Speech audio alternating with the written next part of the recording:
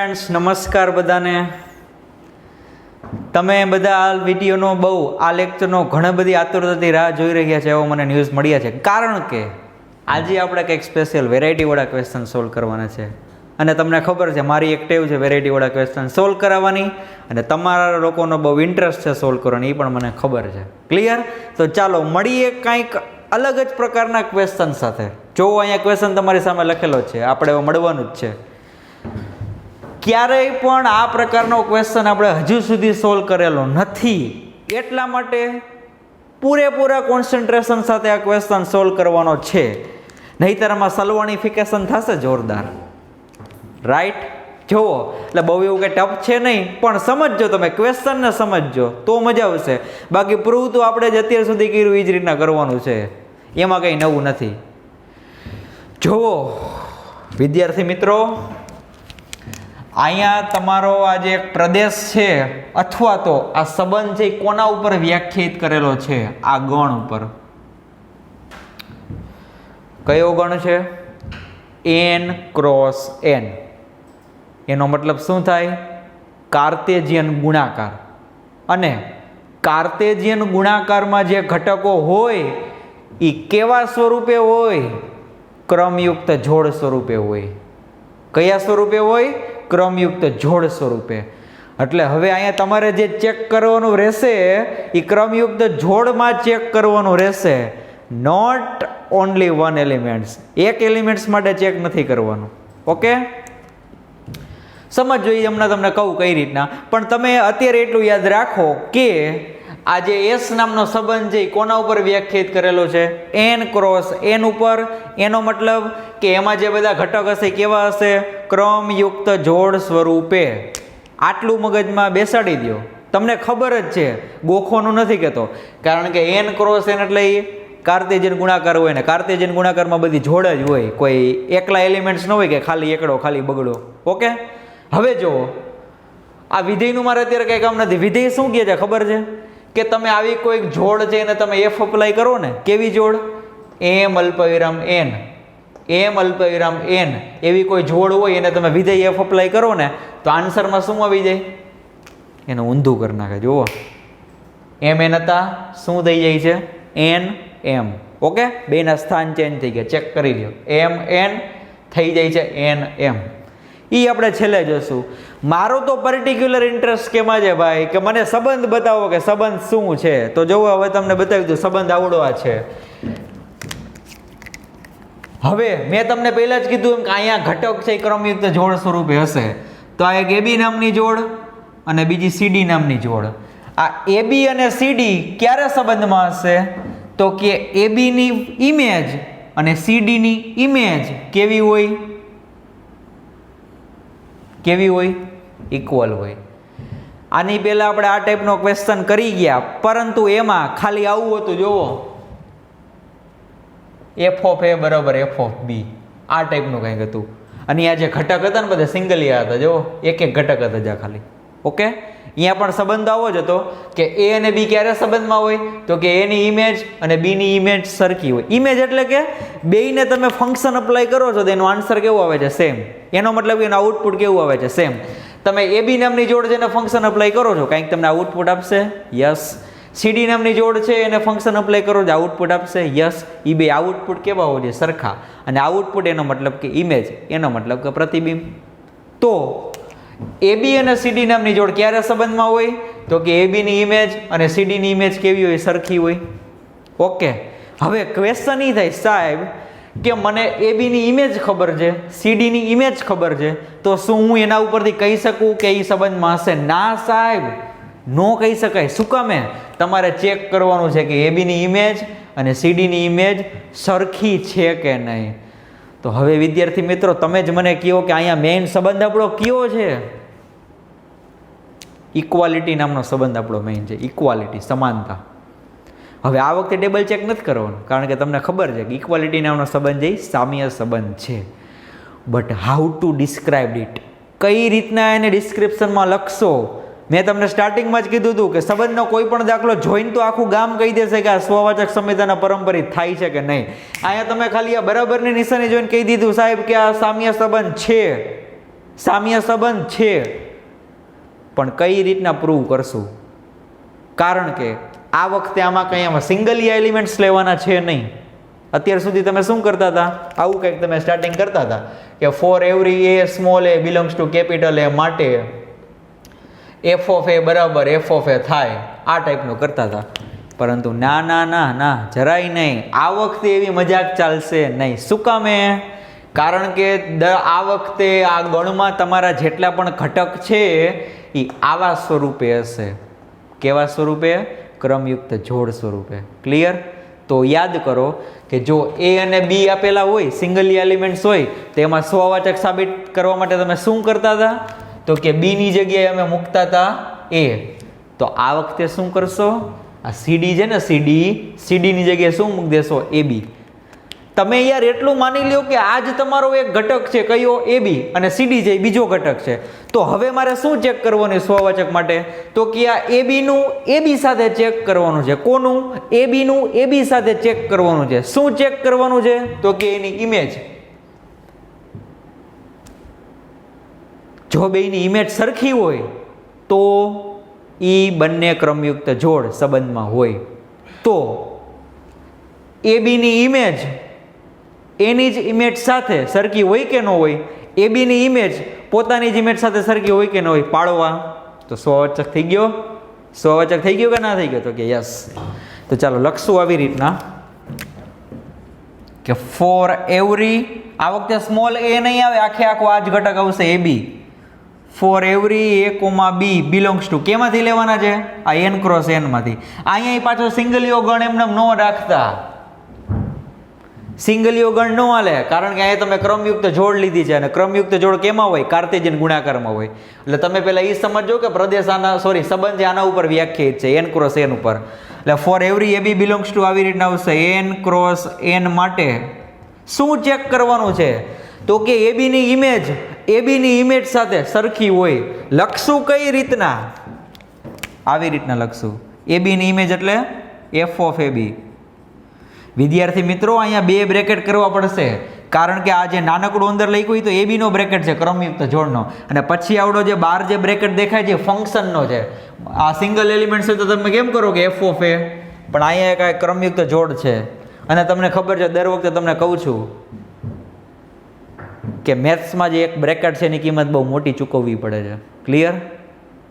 હવે તો તમને ખબર છે, you know very well the value of one bracket in mathematics. મેથેમેટિક્સમાં બ્રેકેટ બહુ આઈએમપી છે, તો એને ઇગ્નોર કરતા નહીં જરાય. બરોબર? કે એ બી ની ઇમેજ કોની સાથે ઇક્વલ હશે? એની જ સાથે, એટલે કે એફ ઓફ એ બી. તો જો આવું થતું હોય તો એનો મતલબ કે આ એ બી છે એ એ બી સાથે સંબંધમાં હશે. એ બી છે એ એ બી સાથે સંબંધમાં હશે. રેડી? તો આવું થશે કે તેથી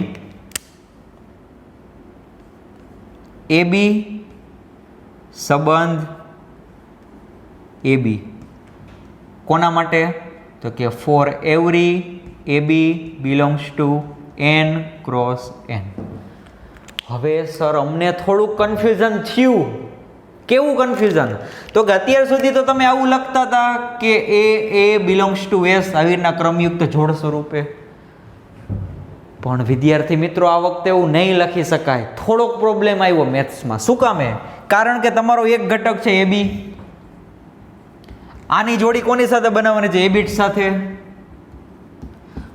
તો આવું પોસિબલ છે કઈ મેથ્સમાં? આનો મિનિંગ નથી સાહેબ, આનો કોઈ મિનિંગ જ નથી. જો સિંગલ એલિમેન્ટ હોય ને તમારી પાસે ખાલી એકલો ઘટક, તો તમે આવી રીતના બનાવી શકો કે એની એ સાથેની આવી રીતના જોડી એસમાં છે. પણ આ વખતે ઘટક જ પોતે ડબલ રોલમાં છે, ડબલ એલિમેન્ટ્સના ફોર્મમાં. એ બી એનું એ બી સાથે. એટલા માટે જ્યારે પણ સંબંધ આવી રીતે કોઈક કાર્ટેશિયન ગુણાકાર ઉપર વ્યાખ્યાયિત કરેલો હોય ત્યારે મહેરબાની કરીને મારી રિક્વેસ્ટ છે કે એ બે જે ઘટક હોય એ સંબંધમાં છે એવું તમારે દર્શાવવું હોય કે એ બી છે એ બી સાથે સંબંધમાં છે. અત્યારે આવી રીતના આવડવા સંકેત યુઝ કરજો. અહીંયા મારો સંબંધ એસ હતો એટલા માટે અમે એસ લખ્યા. જો મારો સંબંધ આર હોય તો અહીંયા મોટો બધો કેપિટલ આર કરત. રેડી? જો આવી રીતના એકલિયા ઘટક હોય ને સિંગલિયા તો ચાલશે. એ બિલોંગ્સ ટુ એસ, એમાં મને કોઈ પ્રોબ્લેમ છે જ નહીં. પણ જો આવી રીતના કંઈ ક્રમયુક્ત જોડવાળો તમારો ઘટક હોય તો અહીંયા આવું કરતા નહીં જરા પણ. આ ખોટું છે સાવ, બુદ્ધિનું પ્રદર્શન ખોટું કરતા નહીં આવું કે એ બી અલ્પવિરામ એ બી બિલોંગ્સ ટુ એસ. આ નથી, આ સાચું નથી. એટલે ક્રમયુક્ત જોડ સ્વરૂપે તમારો ઘટક હોય અને તમારે લખવું હોય કે એ સંબંધમાં છે તો આવી રીતના એ બી સંબંધ એ બી. જો એટલા માટે તો જો ટેક્સ્ટ બુક વડે આપ્યું હતું ને એવું. ક્લિયર? ઓકે, ચાલો. તો ભાઈ સાબિત કરી દીધું આપણે કે આપેલ સંબંધ છે એ સ્વવાચક છે. The given relation is a reflexive relation.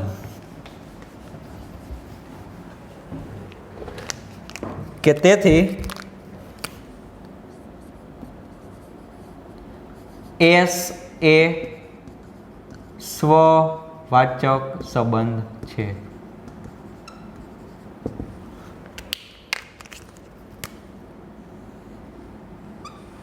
હવે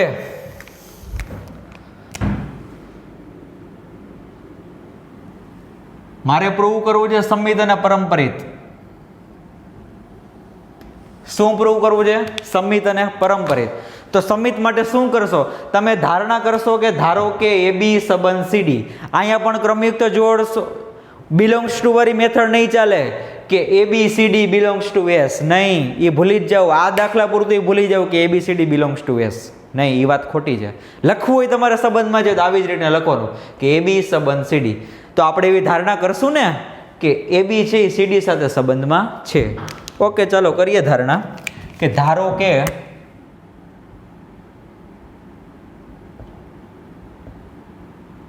એ બી આ સંબંધનો એસ સીડી. આવું કોના માટે? તો કે એ બી અને સીડી કેમાંથી લેવાના છે? તો કે એન ક્રોસ એન માંથી. જરા પણ ભૂલાઈ નહીં આ લખવાનું, બહુ અગત્યનું છે. ક્લિયર? હવે તમે બહુ પ્રેમથી આવી ધારણા કરી લીધી છે કે એ બી સંબંધ સીડી. તો એ બી સંબંધ સીડી તો શું થવું જોઈએ? તો કે આવું કંઈક થવું જોઈએ. શું થવું જોઈએ? એ બીની ઇમેજ સીડીની ઇમેજ કેવી હોવી જોઈએ? સરખી. ક્લિયર? એટલે એ અહીંયા લખી નાખું છું કે તેથી થોડું ગેપ ઓછો કરી નાખીએ because question is somehow lengthy. તેથી f of A B equal to f of CD. હવે f of A B equal to f of CD. મારે અલ્ટિમેટ મારો ટાર્ગેટ શું છે પ્રૂવ કરવાનો? તો કે સીડી અહીં આવી જવો જોઈએ ને એ બી અહીં આવી જવો જોઈએ. તો એવું સાબિત કરવા માટે મારે શું કરવું પડે? તો કે સીડી અહીં આવી જવો જોઈએ ને એ બી અહીં આવી જવો જોઈએ. અને પાછું એ મેથેમેટિકલી રાઈટ હોવું જોઈએ. તો એ બીની ઇમેજ સીડી જેટલી છે તો સીડીની ઇમેજ એ બી જેટલી થાય કે ન થાય? પાડવા એક્સ એ વાય જેટલા છે તો વાય છે એક્સ જેટલા હોય કે ન હોય? ઇક્વાલિટીનું રિલેશન છે યાર. એક્સ ઇક્વલ ટુ વાય તો વાય ઇક્વલ ટુ એક્સ. સમજાય છે સ્ટુડન્ટ્સ? યસ. ચાલો બધા આ પાડે છે અત્યારે. તો કે તેથી આને તમે અહીંયા લખી નાખો કે એફ ઓફ સીડી બરાબર F of A B. Clear? તો આના ઉપરથી હું શું લખી શકું કે તેથી સીડી સંબંધ એ બી. ક્લિયર? ચાલો હવે આપણે ઓલું મેંગો વાળું સ્ટેટમેન્ટ લખી નાખ્યા કે આમ એ બી સંબંધ સીડી ધેટ ઇમ્પ્લાઇઝ સીડી સંબંધ એ બી. અને આવું કોના માટે થાય છે? તો કે for every A B CD belongs to N cross N. Clear છે? સમજાય છે વાત? શું કહેવા માંગુ છું કે એ બી જે સીડી સાથે સંબંધમાં હતા તો આપણે પ્રૂવ કરી દીધું કે સીડી જે પણ એ બી સાથે રિલેશનમાં છે. બે આડાવડું ચાલે છે. ક્લિયર? તો તેથી આર એ સંમિત સંબંધ છે. આર એ સંમિત સંબંધ છે. ચાલો હવે શું કરવાનું છે? તો કે હવે સર પરંપરિત સાબિત કરવાનું છે. પરંપરિત.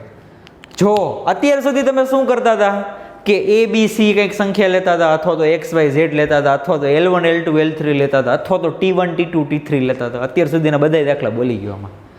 આ વખતે એ બી સી ડી અને હજી એક ત્રીજી ક્રમયુક્ત જોડ તમારે એડ કરવી પડશે. કેમાં? આ સંબંધમાં. કઈ લેશો? MN લેવું હોય, EF લેવું હોય, HI લેવું હોય, JK લેવું હોય, જે લેવું હોય તે પણ લેજો. તો હું અહીંયા EF નામની જોડ લઉં છું. EF. તો મારી ધારણા આવી રહેશે કે ધારો કે AB સંબંધ CD અને CD સંબંધ AB, sorry my mistake, CD સંબંધ AB નહીં, હજી કંઈક નવી જોડ લેવી પડશે ને. અહીંયા AB જે CD સાથે સંબંધમાં છે અને CD છે એ EF સાથે સંબંધમાં છે, કે જ્યાં આ AB, આ CD અને આ EF બધા કેમાંથી છે? N ક્રોસ N માંથી. ક્લિયર? ચાલો, તેથી હવે AB અને CD સંબંધમાં હોય તો શું થાય? તો કે AB ની ઇમેજ એટલે f ઓફ AB ઇક્વલ હશે કોની સાથે? CD ની ઇમેજ સાથે, એટલે f ઓફ CD સાથે. અને CD અને EF રિલેશનમાં છે, એનો મતલબ કે f ઓફ CD ઇક્વલ હશે કોની સાથે? f ઓફ EF સાથે. રેડી? ચાલો, તો કે તેથી હવે જો સ્ટુડન્ટ્સ અહીંયા ધ્યાન આપે કે AB ની ઇમેજ CD જેટલી છે અને CD ની ઇમેજ EF જેટલી છે, તો AB ની ઇમેજ EF ની ઇમેજ જેટલી થાય જ ને સાહેબ. ઇમેજ ભૂલી જાઓ, AB બરોબર CD, CD બરોબર EF, તો AB બરોબર EF થાય. ઇક્વાલિટી છે. ઘણા બધા ક્વેશ્ચન સોલ્વ કરી ગયા. હવે ડાયરેક્ટ મગજમાં બેસી જવું જોઈએ કે ઇક્વાલિટી છે, આ છે આની સાથે ઇક્વલ છે અને CD જે EF સાથે ઇક્વલ છે, બધાય બરોબર જ છે. રેડી? તો AB જે EF સાથે સંબંધમાં હોય એટલે પહેલાં એવું લખશું કે f of AB is equal to f of EF. Clear છે કે AB ની ઇમેજ અને EF ની ઇમેજ કેવી હશે? સરખી. જો આવું હોય તો એનો મતલબ એવો થયો કે AB છે એ સંબંધમાં હશે કોની સાથે? EF સાથે. AB છે, EF છે, એ બે કેવા હશે? સંબંધમાં હશે. એને લખાય આવી રીતના AB સંબંધ EF. તો હવે આમ કરીને આપણું ફાઇનલ સ્ટેટમેન્ટ લખી નાખીએ કે આમ શું થયું હતું? પેલા આવડું લખી નાખો કે AB સંબંધ CD અને CD સંબંધ EF, ધેટ ઇમ્પ્લાઇઝ, આપણે સાબિત કર્યું કે જો આવું છે તો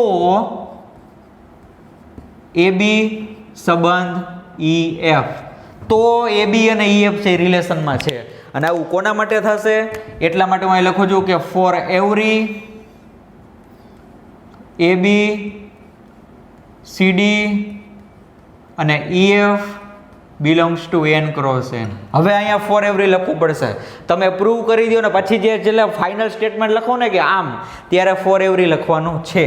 તો કે તેથી S એ અહીંયા S આવશે હો. તેથી S એ સમિત સંબંધ છે અને એવી જ રીતના અહીંયા S એ પરંપરિત સંબંધ છે.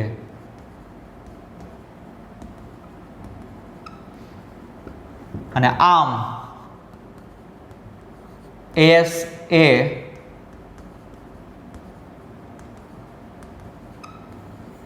સામ્ય સંબંધ છે, પરંપરિત છે અને સામ્ય છે. ક્લિયર? તો સ્ટુડન્ટ્સ આમાં નવું શું તમને જાણવા મળ્યું? ઇક્વાલિટી નામનો સંબંધ તો આપણને ખબર જ હતી કે સામ્ય સંબંધ થશે, પણ આ વખતે તમે જે લખતા હતા ને એ લખવામાં બધામાં ચેન્જ આવી ગયો. માની લો કે સિંગલિયા ઘટક હોત તો તમે ખાલી ફોર એવરી એ જ કરત, તો આ વખતે એ બી જોડ આવી ગઈ.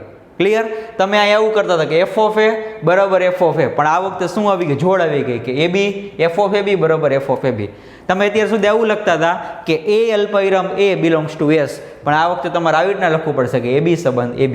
એવું બધાય આમાં થશે. ક્લિયર છે? તો વ્યવસ્થિત બહુ સારા અક્ષરે તમે આને લખી લ્યો. એના માટે તમારે પહેલાં સ્ક્રીનશોટ લેવો પડશે. સ્ક્રીનશોટ લઈ લ્યો. ઓકે, પછી આપણે ગોતવાનો છે આનો સામ્ય વર્ગ, 1 2 ને સમાવતો સામ્ય વર્ગ.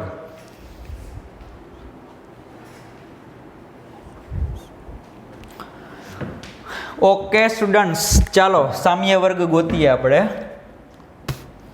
એના માટે હું આ બાજુનો જે પાર્ટ છે એ રબ કરી નાખું છું.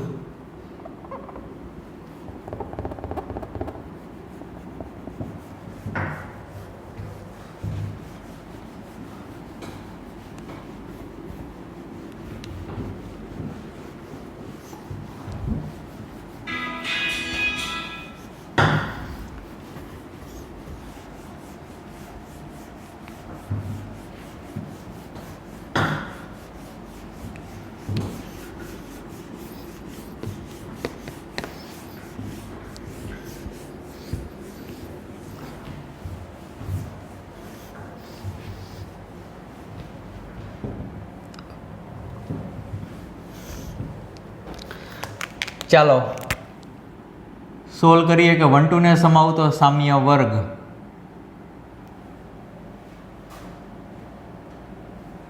અહીંયા ધ્યાન આપશે બધા ખાસ, કારણ કે આમાં પણ કંઈક છે ને પાછું નવું થોડુંક ટ્વિસ્ટ આવશે, જોજો બધા.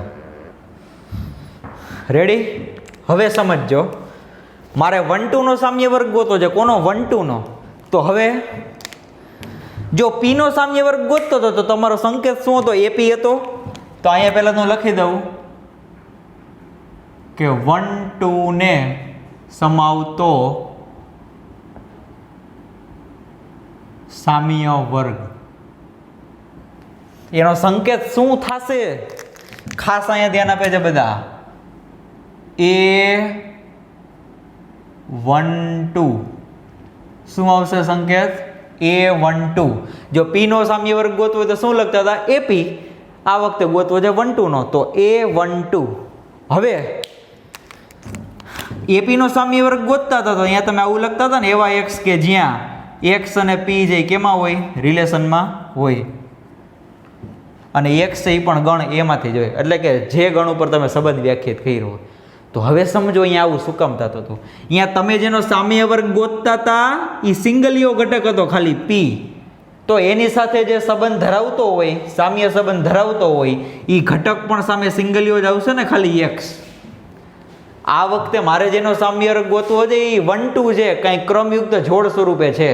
તો આની સાથે જે સંબંધ ધરાવતો હશે એ પણ સામે જોડ જ હોય ને, જોડની સામે જોડ હોય. આવું તો કંઈ પોસિબલ નથી કે 1 2 ની સામે 3 જે સંબંધ ધરાવે છે. આવું કઈ રીતના પોસિબલ થાય?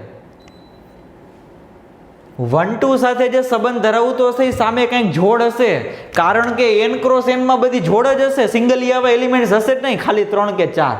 તો એનો મતલબ કે આ વખતે હું અહીંયા x નો લખી શકું, મારે કંઈક ક્રમયુક્ત જોડ લખવી પડશે. રેડી? તો એ જોડ છે ને હું અહીંયા આવી રીતના લખું છું કે x, y. કે એવી ક્રમયુક્ત જોડ xy 1 2 સાથે રિલેશનમાં હશે, અથવા તો મારે એવા xy ગોતવાના છે કે જે 1 2 સાથે સંબંધ ધરાવતા હોય. ઓકે, તો અહીંયા આપણે કેમ લખતા હતા કે x ની p સાથેની જોડી r માં હોય, તો આ વખતે તો બે જોડી જ છે ને, તો એના માટે આવું આપણે લખશું, આવી રીતના. ક્યાં ગયું આપણું સંબંધવાળું? યસ, આ રીતના આપણે લખશું. રેડી? કે મારે કેવા xy ગોતવાના છે? તો કે એવા xy ગોતવાના છે, એવા xy ગોતવાના છે કે જે સંબંધ ધરાવતા હોય કોની સાથે? 1 2 સાથે. અને ફરી પાછું અહીં લખી દઈ કે xy જે કેમાંથી લેવાના છે? n ક્રોસ n માંથી. Okay, done. ચાલો તો હવે જોજો, સાંભળજો.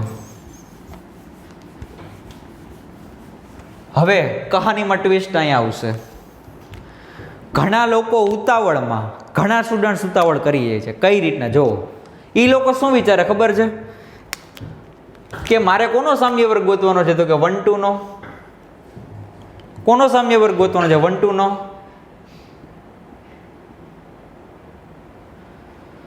તો કે સર હજી સુધી આપણે આનો યુઝ કર્યો જ નથી. આ જે તમને કંઈક આપેલું છે ને કે કોઈ જોડ છે, કોઈ જોડ, એને તમે ફંક્શન અપ્લાય કરો છો તો એ જોડનું રિવર્સ થઈ જાય છે. mn હોય તો nm થઈ જાય. એ છોકરાઓને યાદ રહી ગયું હોય બધાને.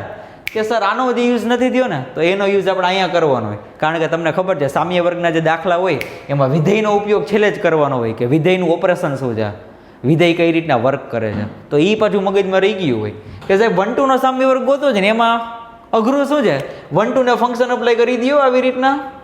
તો હવે જુઓ, ચલો 1 2 ને ફંક્શન અપ્લાય કરી દીધું, તો કે સરે કીધું હતું કે ફંક્શન અપ્લાય કરીએ છીએ તો પ્લેસ ચેન્જ થઈ જાય. તો 1 2 છે તો સામે શું થઈ જશે, 2 1. તો કે સર 1 2 ને સમાવું તો સામ્ય વર્ગ મળી ગયો, આ રહ્યો, આ 2 1 જેનો આન્સર આવે. શું કામ હે, તો કે 1 2 ને ફંક્શન અપ્લાય કરશો તો સ્થાન ચેન્જ થઈ જશે. તદ્દન આ વાત ખોટી છે, આ સાવ ખોટું છે, આવું ન થાય. શું કામ હે, આ મેં તમને કીધી હતી, આ સલવાણીફિકેશન છે, અહીંયા સલવાઈ જાય છે મોસ્ટ ઓફ સ્ટુડન્ટ્સ. કારણ કે એ લોકોને પછી આ સોલ્વ કરતા નથી આવડતું હતું. સોલ્વ કરતા ન આવડે ને એટલે શું કરશે, આવી રીતના વ્યાખ્યા ટેકવી દેશે. આટલું પાછું આવડતું, અહીંયા સુધી સ્માર્ટ હોય, અને પછી અહીંયા લખી નાખે કે 1 2 ને સમાવતો સામ્ય વર્ગ 2 1 છે, અને રીઝન પૂછે તો પછી રીઝન આવું આપે કે સર ફંક્શન અપ્લાય કરો એટલે પ્લેસ ચેન્જ થઈ જશે. આમાં અહીં આપેલું જ છે. અધૂરી વાત છે, પ્લેસ ચેન્જ કરી રહી વાત સાચી, ફંક્શન જે સ્થાન ચેન્જ કરી નાખશે, સ્થાનના ઇન્ટરચેન્જ કરી નાખશે, અદલા બદલી કરી નાખશે સ્થાનની, પણ ડાયરેક્ટ નો થાય. રેડી? તો હવે સમજો કઈ રીતના હકીકતમાં વર્ક કરવાનું છે આપણે. જોવો, એટલે જ કહું છું કે તમે થિયરીને પકડો. સમજો ચાલો હવે. તો કે તેથી A12 બરાબર એવી ક્રમયુક્ત જોડ XY કે જ્યાં, હવે આ XY અને 1 2 સંબંધમાં જેવું તમે લખી નાખ્યું, પણ મારો ક્વેશ્ચન એ છે કે XY અને 1 2 ક્યારે સંબંધમાં હશે? તો કે એના માટે સર સંબંધ જોવો, AB અને CD ક્યારે સંબંધમાં હતા? તો કે AB ની ઇમેજ અને CD ની ઇમેજ કેવી હોય? સરખી. તો XY અને 1 2 ક્યારે રિલેશનમાં હોય? તો કે બેયની ઇમેજ સરખી હોય. તો ચાલો બેયની ઇમેજ સરખી એટલે કઈ રીતના લખશું? તો કે f of XY બરાબર 1 2 ની ઇમેજ એટલે આવું થશે કે f of 1 2 કે જ્યાં XY belongs to n cross n. Ready? Okay, ચાલો. તેથી A12 બરાબર, હવે જો અહીંયા ધ્યાન આપશે બધા, એવા XY કે જ્યાં, હવે અહીંયા આપણે ફંક્શન અપ્લાય કરવાનું છે, ફંક્શનનો ઉપયોગ અહીંયા કરવાનો છે. XY છે ને તમે ફંક્શન અપ્લાય કરશો તો શું કરી નાખશે, એના સ્થાન ચેન્જ કરી નાખશે. એટલે XY છે તો શું થઈ જશે, YX. હવે અહીંયા પાછું F ન લખતા હો, ફંક્શન અપ્લાય કર્યા પછીનો જ આન્સર છે Y, X. વચ્ચે ઇક્વલ છે તો ઇક્વલ એમ ના એમ. 1 2 ને તમે ફંક્શન અપ્લાય કરશો તો શું થઈ જશે, 2 1 કે જ્યાં X, Y belongs to n cross n. તો કે સર એમાં નવું શું આવી ગયું આન્સર 2 1. કોનો? તો કે 1 2 નો. એલા તમે ચેક કરો, અહીંયા 2 1 બરોબર શું છે, અહીંયા y અલ્પવિરામ x છે. તમારે કેવો ઘટક ગોતવો હતો? x અલ્પવિરામ y વાળો. અહીંયા y અલ્પવિરામ x છે. તો આને તો પહેલા મારે વ્યવસ્થિત લખવું પડશે. ક્લિયર? કે બે ક્રમયુક્ત જોડ ક્યારે સમાન હોય? તમને ખ્યાલ છે ને કે આ બંને ક્રમયુક્ત જોડ ક્યારે સમાન હોય? તો કે એનો પહેલો ઘટક સરખો હોય અને બીજો ઘટક સરખો હોય. તો હવે સમજો, y અને બે કેવા હશે? ઇક્વલ. x અને 1 બે કેવા હશે? ઇક્વલ. એટલે ફાઇનલ સ્ટેટમેન્ટ આમાં મારો આન્સર આવી જશે કે તેથી A1, 2 બરાબર એવી ક્રમયુક્ત જોડ XY કે જ્યાં, હવે આને તમે વ્યવસ્થિત લખો, YX માંથી XY હું કરી નાખું તો સામેની સાઈડે બદલશે. જો સમજો, આનો પહેલો ઘટક y, આનો પહેલો ઘટક 2, એટલે y બરોબર 2 હશે અને x બરોબર કેટલા હશે? 1. પણ મેં અહીંયા પહેલા x લખી નાખ્યા એટલે અહીંયા મારે પહેલા 1 લખવા પડશે. ઓકે, મારે પહેલા શું લખવું પડશે? અહીંયા 1. અને y જે બીજા નંબરે છે. ઓકે, તો y બરોબર કેટલા મળ્યા હતા તમને ખબર છે? 2.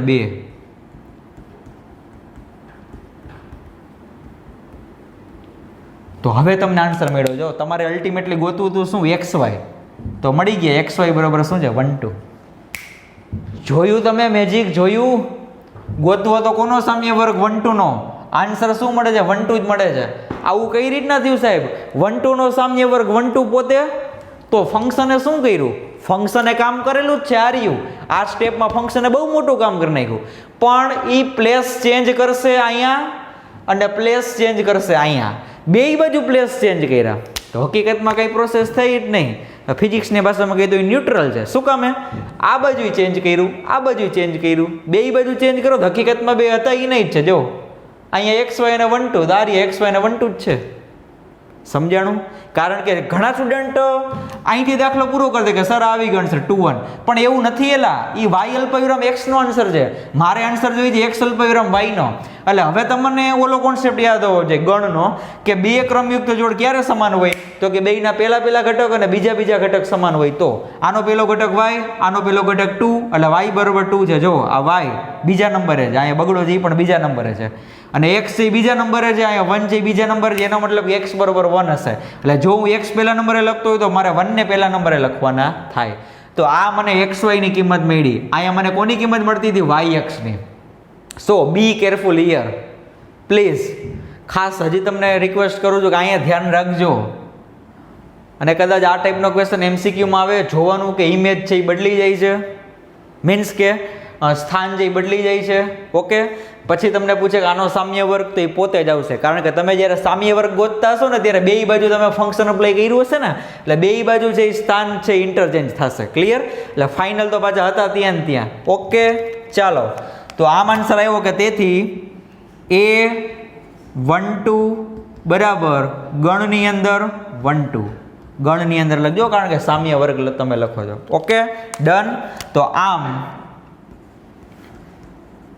1 2 ને સમાવતો સામ્ય વર્ગ શું આવશે? ગણની અંદર 1 2 છે. 1 2 ને સમાવતો સામ્ય વર્ગ પોતે, એટલે કે ગણની અંદર 1 2 છે. ઓકે, તો આજના લેક્ચરમાં મેં ખાલી એક જ ક્વેશ્ચન તમને કરાવેલો છે, પણ આ એક ક્વેશ્ચન ઘણું બધું તમને કહી ગયો. તો હવે જવાબદારી તમારી છે અને યાદ રાખવાની.